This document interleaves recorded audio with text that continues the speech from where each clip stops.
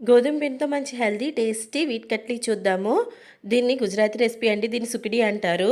ముందుగా ఒక ప్లేట్‌కి నెయ్యి రాసుకొని పక్కన పెట్టేసుకోవాలి అప్లై చేసుకొని. తర్వాత నేను ఈ కప్పు కొలతలతో తీసుకుంటున్నాను. వీట్ ఫ్లోర్, బెల్లము, నెయ్యినండి. బెల్లాన్ని ముందుగా తురుముకొని పెట్టుకోవాలండి. మెత్తగా తురుముకొని పెట్టుకోవాలనమాట. స్టవ్ మీద ప్యాన్ పెట్టుకొని నెయ్యి వేసుకొని గోధుమ పిండి వేసి నెమ్మదిగా కలపాలండి. ఇదంతా కూడా సిమ్‌లోనే చేసుకోవాలి. 15 మినిట్స్ అయినా టైం పడుతుంది. నెయ్యి సరిపోకపోతే ఇంకొక 2 స్పూన్స్ నెయ్యి వేసుకొని ఈ ఈ విధంగా ఉండాలండి. బాగా కలుపుకోవాలి. ఒక్క నిమిషం కూడా దీన్ని వదలకూడదు. బాగా కలుపుతూ ఉండాలనమాట. బ్రౌన్ కలర్ వచ్చేంత వరకు కూడా కలుపుతూనే ఉండాలి.